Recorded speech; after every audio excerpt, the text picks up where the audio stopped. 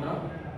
అయితే అందరికీ కూడా చైత్ర శుద్ధ పాడ్యమి నూతన తెలుగు సంవత్సరాది ఉగాది పండుగ మరియు శ్రీ పరాభవ నామ సంవత్సర శుభాకాంక్షలు.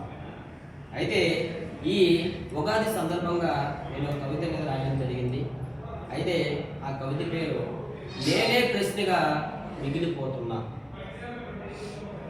ఓ పరాభవ నామ సంవత్సరమా, కొత్తగా పేరు మార్చుకుని వస్తున్నావే కానీ కొత్తదనం ఏం తెస్తున్నావని ప్రతి ఏడాది మనసులోని మాటను అడగాలనుకుంటా.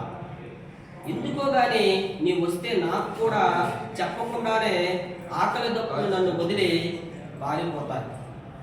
ఇక అడగాలనుకున్న ధ్యాస ఎక్కడ ఉంటుంది చెప్పు.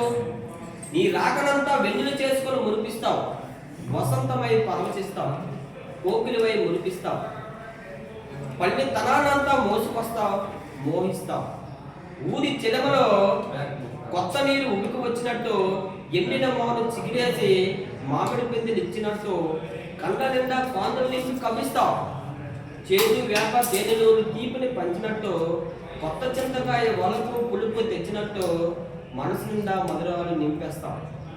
చెరుకు మొక్కలను తీపి అమృతాన్నిచ్చినట్టు కరుగుతున్న కాలానికి పువ్వై వెరబూసినట్టు పొడుస్తున్న పొద్దులే ఉగాదివై వదిలిస్తావు. నీవు పంచే పంచామృతం లాంటి జ్ఞాపకాలు మర్చిపోని మరువలేని ఆనంద క్షణాలు. అందుకే నిన్ను అడగాలనుకుందేది అడగలేక, అడిగి నీవు పంచే తీపిని వదులుకోలేక ప్రతిసారి నాకు నేనే ప్రశ్నగా మిగిలి